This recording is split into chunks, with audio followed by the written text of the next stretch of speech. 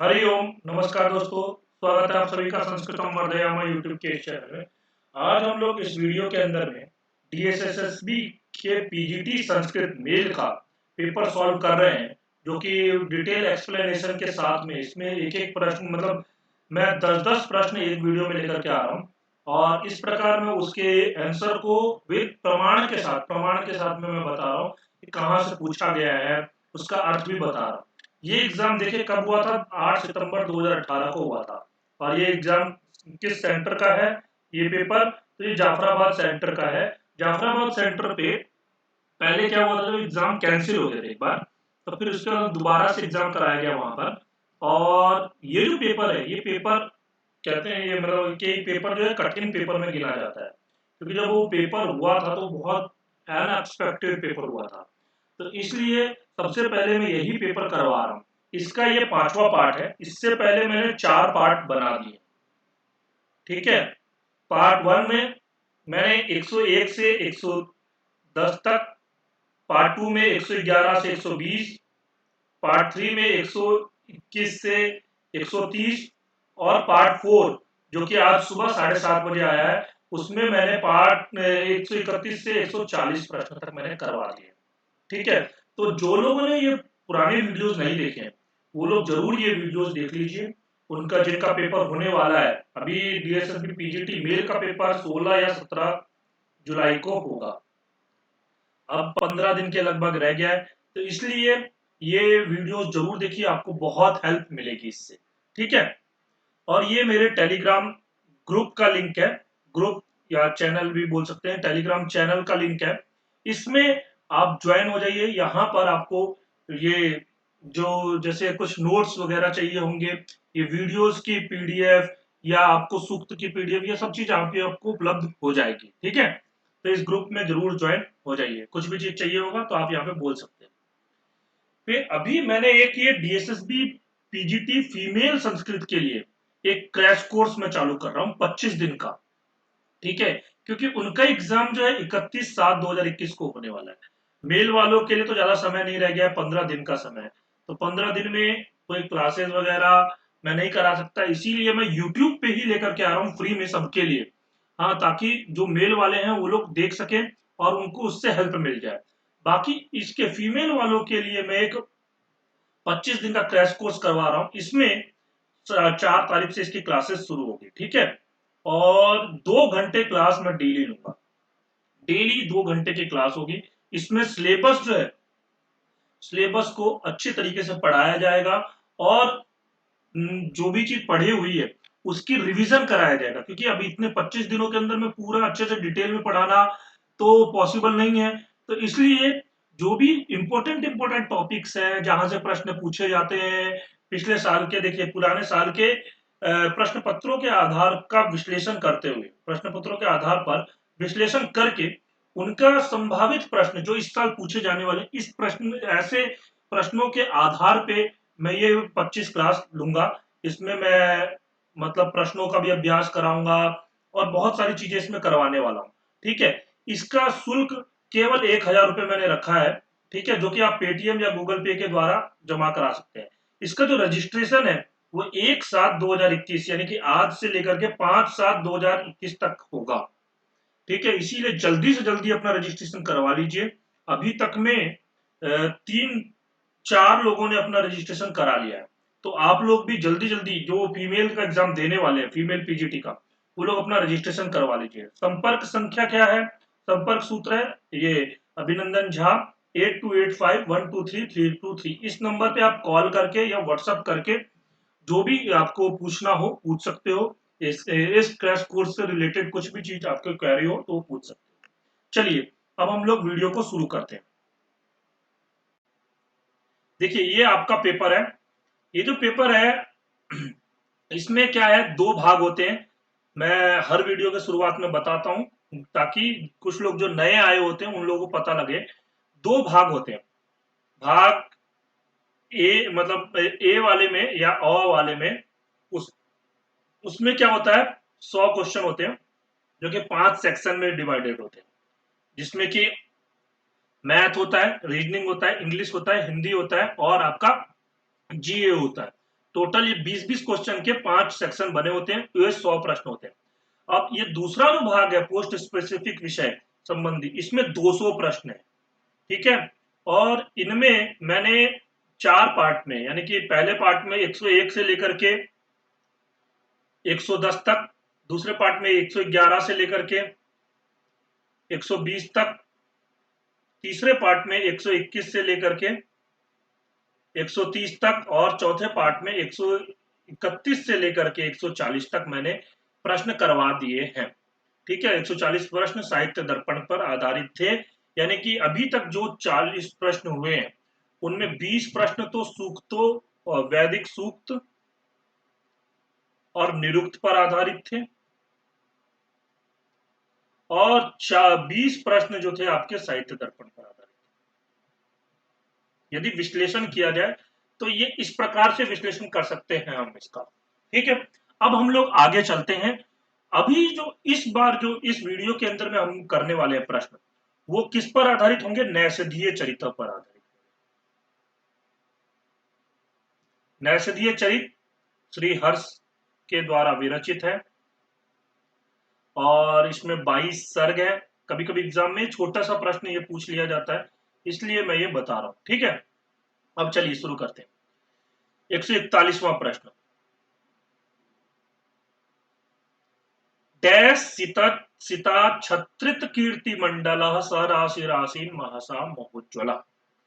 ये जो प्रश्न है, मैं ये प्रश्न कहूंगा कि सरल की कैटेगरी में आता है, क्योंकि ये जो नैषधीय चरित्र का मंगलाचरण है, उस मंगलाचरण से ही प्रश्न पूछा हुआ है। मंगलाचरण क्या है, मैं आपको दिखा देता हूं। वैसे बुक देखिए, ये जो बुक है ना, इस बुक में समस्या है एक, मेरे को और पीडीएफ मिली नहीं, तो इसलिए मैं यही लेकर के आया। इसमें एक पेज छोटा वो हो रखा है और एक पेज बड़ा है, तो इसलिए जब भी पेज देखना होगा मैं उस हिसाब से एडजस्ट करता रहूंगा, ठीक है। देखिए ये रहा श्लोक, निपीय यस्य क्षितिरक्षिणः कथां तथाद्रियन्ते न बुधः सुधामपि नला स राशि राशि महसा महोज्वला। तो यहाँ पे क्या आएगा? ये नला। यहाँ पे जो हमारा प्रश्न पूछा गया इसमें कौन सा होगा? डैश सिता छत्रित कीर्ति मंडला। तो यहाँ पे देखिए नला सित छत्रित, यहाँ पर जो है ना सिता छत्रित, यहाँ पे आ, ये मिसप्रिंट है। क्वेश्चन पेपर में बहुत से जगहों पर थोड़ा थोड़ा मिसप्रिंट है, इससे प्रश्न पर कोई फर्क नहीं पड़ता, पर फिर भी टाइपिंग में थोड़ी गलतियां हुई, ठीक है। रामः भीमः नलः कर्कोटकः, तो इसका आंसर होगा नला। मैं रेड कर लेता हूं इसका कलर, रेड कलर अच्छा रहता है देखने में। इसके बाद आते हैं दूसरे प्रश्न पे। दूसरा है आपका, प्रदक्षिणीकृत्य जयाय सृष्टया रराज नीराज नया स डैश राजा राजगः सुराजः कुराजा। अब ये जो श्लोक है, ये श्लोक का जो फिल इन द ब्लैंक्स पूछा गया है, और देखिए इस प्रकार के जो प्रश्न होते हैं ना, इन प्रकार के प्रश्न मतलब ऐसे प्रश्नों के लिए आपको पूरा नैषधीय चरित्र जो होता है, प्रथम सर्ग, पूरा नैषधीय चरित्र नहीं, प्रथम सर्ग केवल, वो पढ़ना जरूरी होता है। क्यों? क्योंकि ऐसे प्रश्न आप कोई गाइड से पढ़ करके नहीं कर सकते, इसलिए आपको मूल ग्रंथ पढ़ना जरूरी होता है। चलिए मैं आपको दिखा देता हूं, ये आपका 10वां श्लोक है।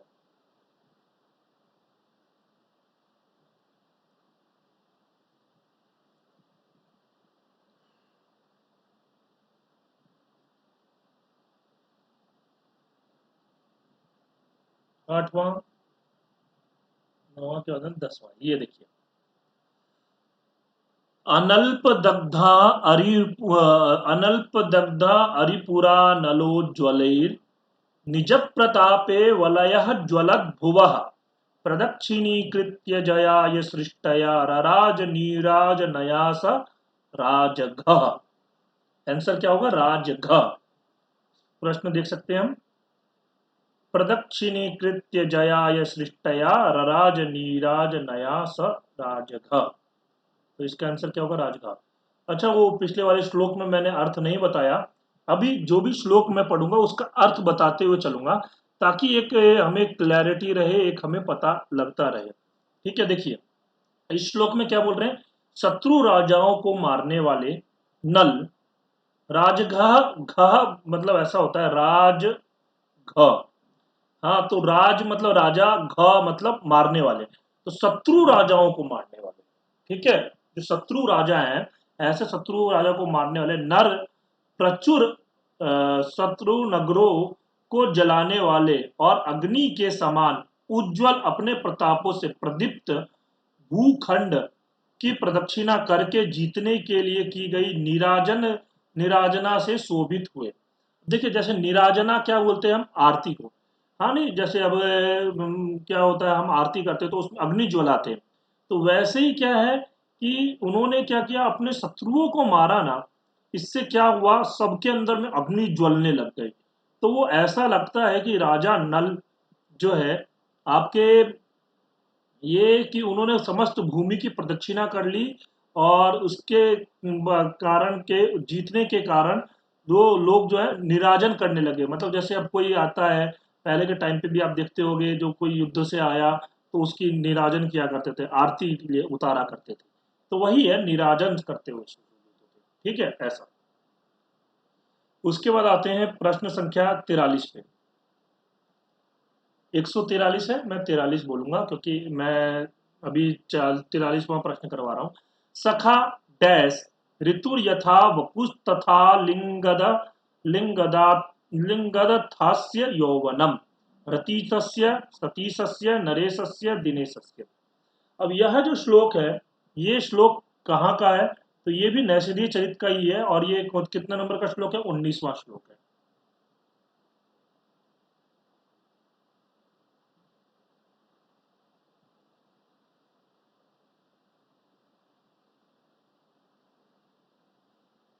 ये देखिए ये रहा, ये श्लोक है। जगज्जयं तेन तेन च कोशमक्षयं प्रणीतवान् शेषवो शेषवान् अयम् सखारति सस्य ऋतुर्यथा वनं वपुस्तथा लिंगदथास्य यौवनम्। तो सखा रति सस्य, ठीक है, यहाँ पे रति सस्य ऋतुर्यथा वनम, हाँ वपुस तथा लिंगदथास्य यौवनम। तो रति सस्य का मतलब क्या हुआ, रतीश, रतीश, रतीश उसे बोलेंगे जो कि आपके रति, जो कि कामदेव की पत्नी है, उनका स्वामी कौन हुआ, कामदेव। ठीक है, मैं एक क्षण में आया, बस एक क्षण।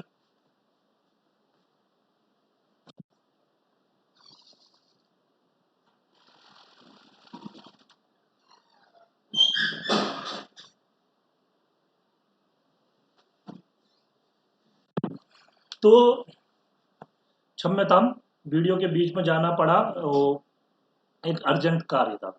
तो सखा रतीसस्य कामदेव, ये इसका अर्थ हुआ। ठीक है, ऋतु यथा वनम वपुस तथा लिंग तथास्य यौवनम। तो इसका प्रश्न का हम आंसर देख सकते हैं, सखा डैश, तो इसमें क्या आएगा, रतीसस्य, इसका आंसर हो गया ए। अब यहाँ पे अर्थ इसका देख लेते हैं, क्योंकि अर्थ इसलिए मैं बोल रहा हूं, अभी आगे जब आप प्रश्न देखोगे ना, उनमें अर्थों से भी प्रश्न पूछे हुए हैं, इसलिए मैं अर्थ बार बार करवा देता हूँ। बाल्यावस्था का कुछ अवशेष रहने पर ही नल ने जगत को जीत लिया, यानी कि शैशवावस्था में नहीं, बाल्यावस्था से मतलब तरुणावस्था, तरुणावस्था में ही उन्होंने जगत को जीत लिया, उससे अपने कोप को अक्षय परिपूर्ण बना डाला। जैसे कामदेव का सहकारी मित्र कौन होता है, बसंत ऋतु, बसंत ऋतु वन को आश्रय करता है, वैसे ही बाल्यावस्था के बीतने पर यौवन ने उनके शरीर का आश्रय लिया, अर्थात नल युवा हो गए। बाल्यावस्था बीतने पर नल जो है अब जवान हो गए। हाँ, ऐसे अगर भाषा में बोला जाए तो नल जवान हो गए। ठीक, चलिए 144वां नंबर प्रश्न, यानी कि 44वां नंबर प्रश्न, इसका आंसर मिल गया, रतिशस्य जुधा नृपे तत्र जगत्त्रयी भुवाम न तद्भ्रवम डैश विभ्रमो अभवत मनमथ रतीसा काम मीन केतना। अब ये श्लोक देखिए, ये श्लोक कहाँ का है, तो ये श्लोक भी नैषधीय चरित्र का ही है। और ये कितने नंबर का श्लोक है? ये 26वें नंबर का श्लोक है।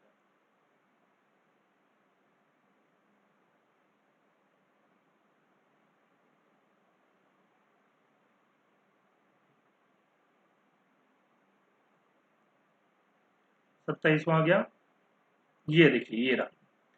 महीभृतस्तस्य च मन्मथः श्रिया निजस्य चित्तस्य च प्रतीक्षया द्विधा नृपे तत्र जगत्त्रयी भुवां न तब्रुवां मनमथ विभ्रमो भवत्।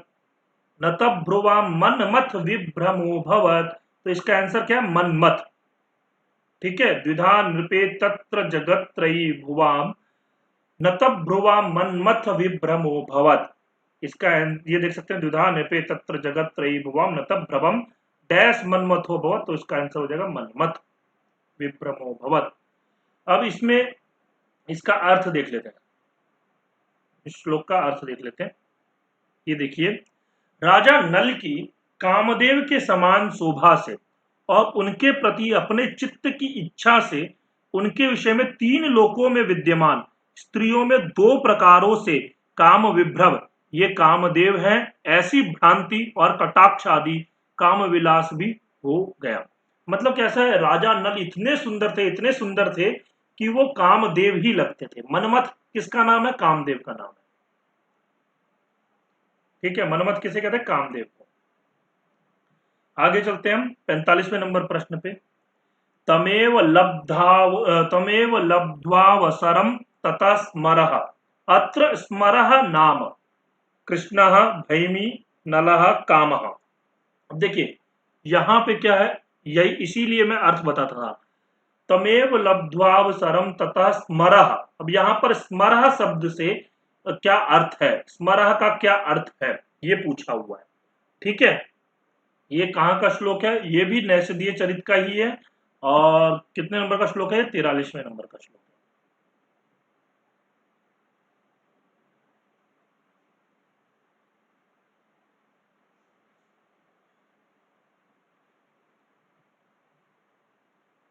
ये देखिए, 40 आ गया,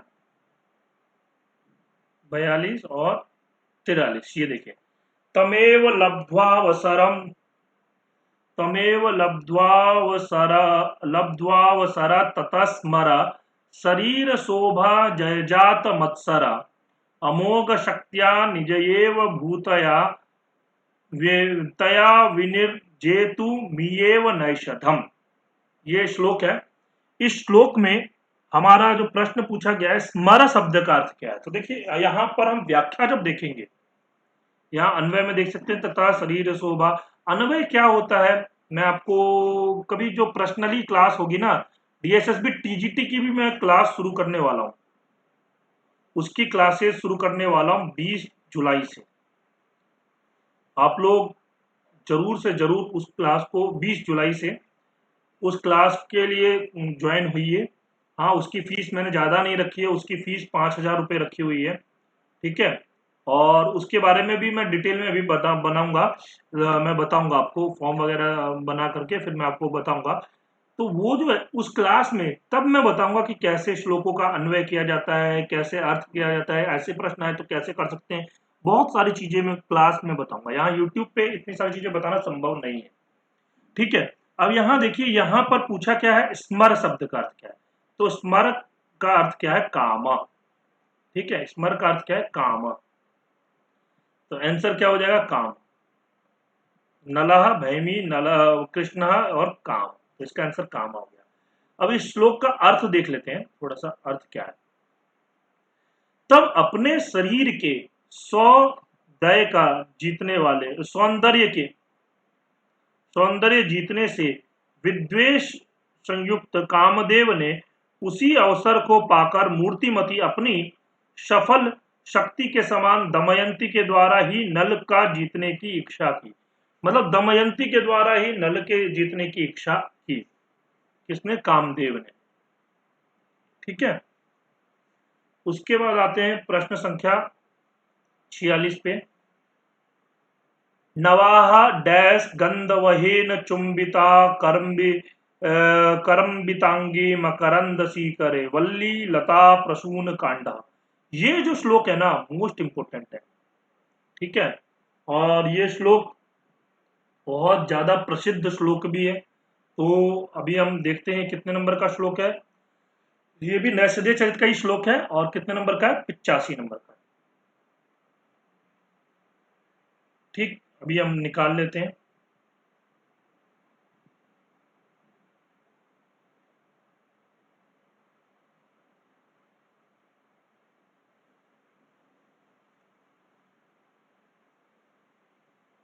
ये 62 आ गया, 85 बहुत आगे होगा।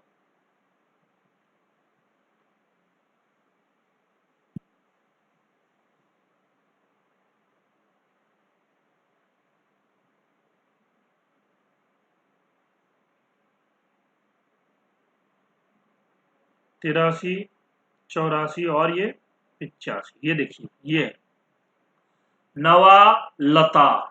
क्या है, नवा लता गंधवहीन चुंबिता करम्बितांगी मकरंद सीकरे दृशो नृपेण स्मित शोभिता शोभिकुड्मला दरा दराभ्याम दरकंपिनी पपे।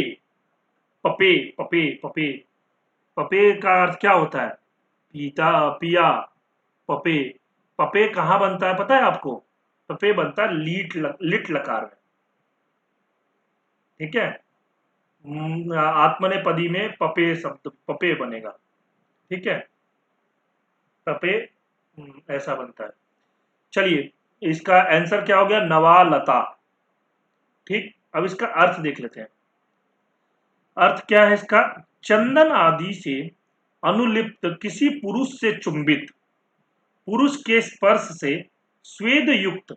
इसको थोड़ा छोटा करना होगा, मैंने इसीलिए बोला कि ये मतलब एक पेज छोटा एक पेज बड़ा आया है पीडीएफ में, लेकिन ठीक है फिर भी और पुस्तकों की अपेक्षा अच्छी पुस्तक है। स्वेद युक्त शरीर वाली, मंद हास्य से मुकुल के समान दांतों वाली और पुरुष के स्पर्श से कुछ कंप से युक्त किसी नायिका की समान वायु से स्पृष्ट पुष्परसों से मिश्रित अवयवों वाली, मंद हास्यों के समान कपोलों से शोभित होने वाली और हवा से कुछ हिलने वाली नई लता को राजा नल ने भय और आदर के साथ नेत्रों के साथ पान किया, यानी कि इच्छा पूर्वक देखा। ये देखिए ये कब का वर्णन है, जब राजा नल उपवन उद्यान में जब घूम रहे थे तो उधर क्या हुआ, हवा चल रही थी, नवा लता गंध वहीन चुंबिता। ये जो श्लोक है ना बहुत इंपोर्टेंट श्लोक है, ठीक है।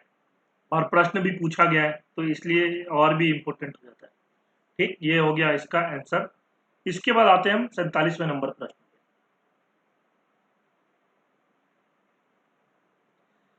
डैश रूपा ऋण चक्षुषा महु कुहु रुता हु यत चंद्र वैरिणी। ठीक, अब ये देखिए ये कहाँ का श्लोक है, ये भी नैषधीय चरित का है और ये नैषधीय चरित का 100वें नंबर का श्लोक है। निकाल लेते हैं।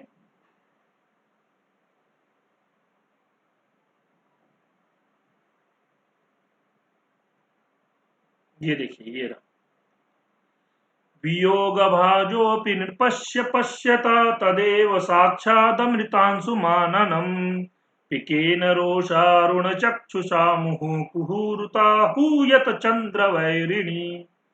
अब यहां पर क्या पूछा होता, डैश रोषारुण चक्षुषा मुहु कुहुरुता हूयत चंद्र वैरिणी। ये देखिए ये पूछा हुआ था डैश, तो काकेन कपोतेन गरुड़ेन पिकेन, तो पिक, पिक का मतलब क्या होता है, कोयल।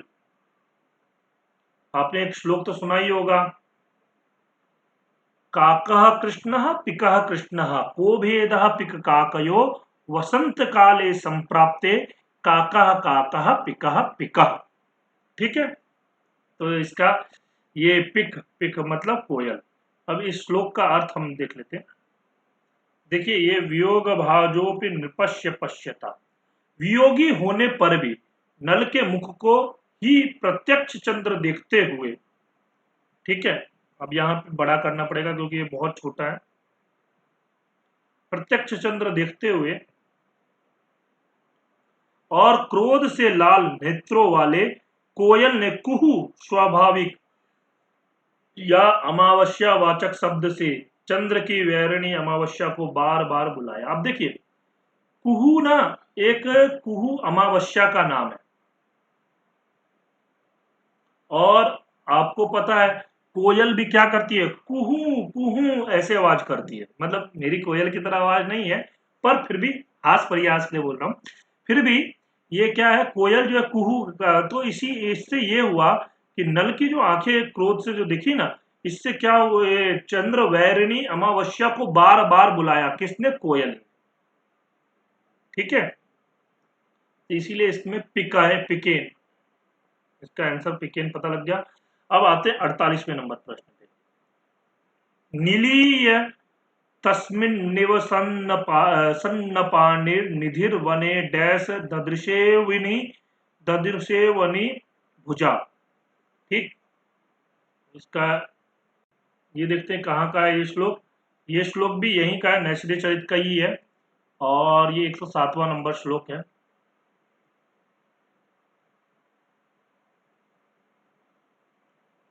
6-7 देखिए।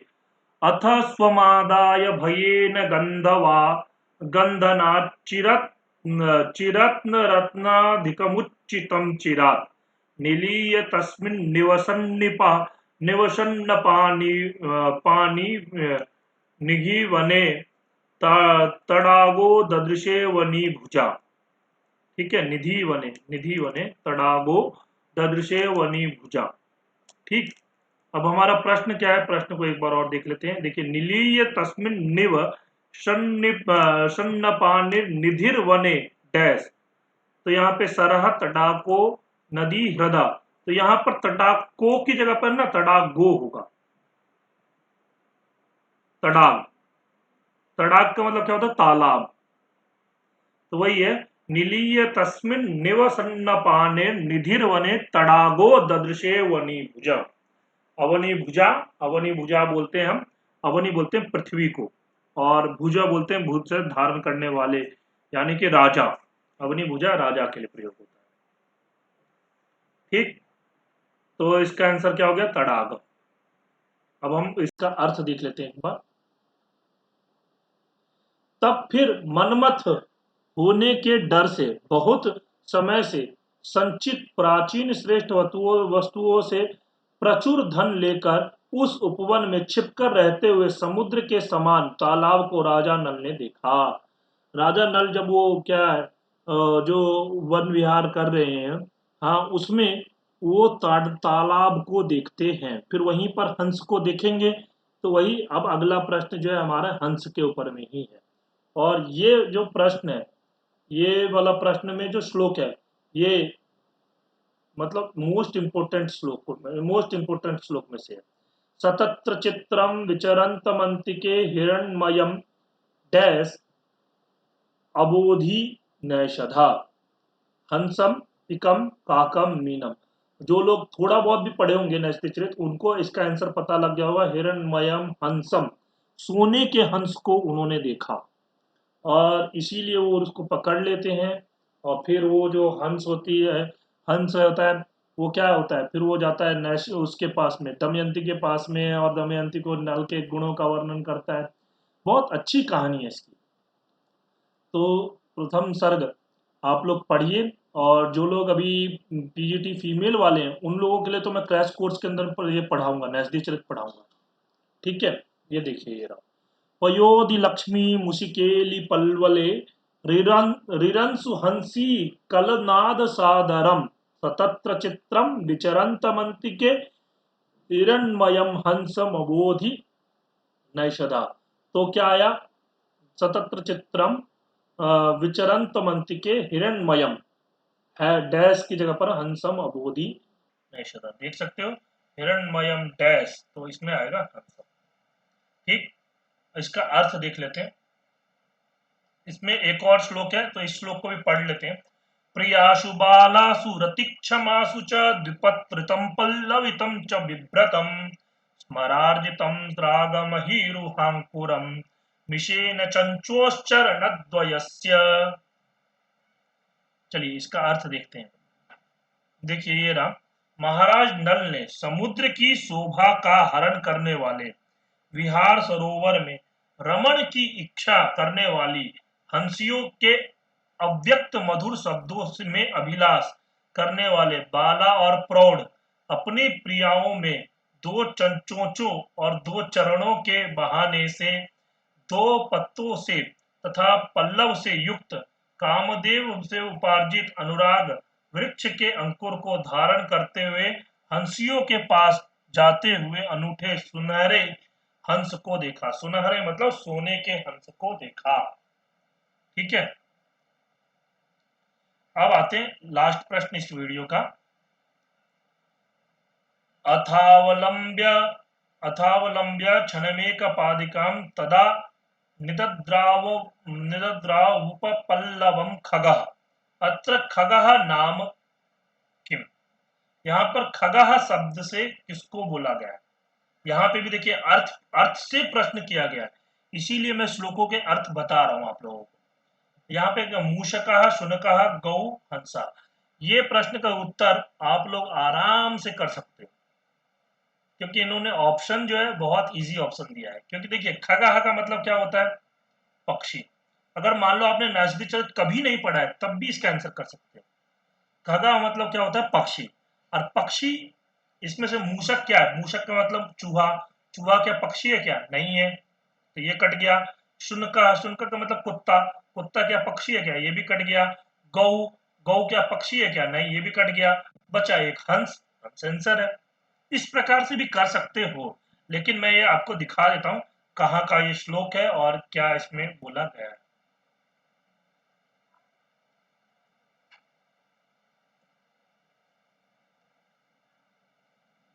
ये देखिए, अथावलंब्य क्षणमेक पादिकां तदा निदद्राव वुपपल्वल पल्वल खग सतिर्यगा वर्जित कंधर शिरा पिधाय पक्षेन रतिक्लमालस।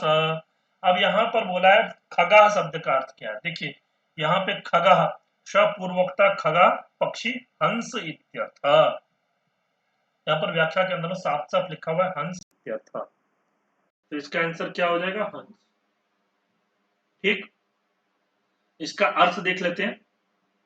नल को उत्कंठा, एक मिनट छोटा करना होगा, ये रहा। नल को उत्कंठा होने के अनंतर रमण की ग्लानि से आलस्य युक्त होकर वह पक्षी हंस उस समय एक पैर से भूतल का अवलंबन कर गर्दन को टेढ़ा कर पंखे से सिर ढककर तालाब के पास कुछ समय तक सो गया, यानी कि वो बेहोश हो गया। ठीक है, जो हंस है वो बेहोश हो गया। सो गया मतलब बेहोश हो गया।